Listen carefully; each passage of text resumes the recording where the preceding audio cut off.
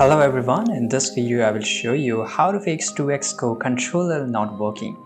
So to fix this issue, first of all, make sure that whichever device you're working, whether it's laptop or PC, right, you have to go to the settings of your laptop and PC. If you're using a Windows 10 or 11, just go to the Bluetooth and devices. If you are using an older version of Windows, then just go to the here control panel. Open your control panel, and here on the top right there's a search bar. Here you have to type Bluetooth, and here you will get this option of device and printer, and you will get the same settings here. Now here you have to scroll down a little bit, and here somewhere you will find an option of your controller.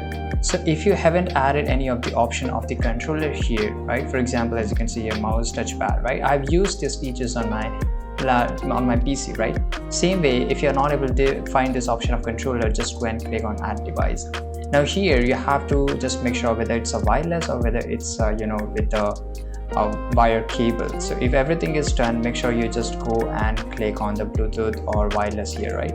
And once you select it, it will automatically find your device here and you can just connect to it. So this is a thing which you have to do it, and it will definitely work. And make sure you just open the game and make sure that there is also an option to connect it up, right? And this is the only best option which I can show you, and it's work 100% of the time.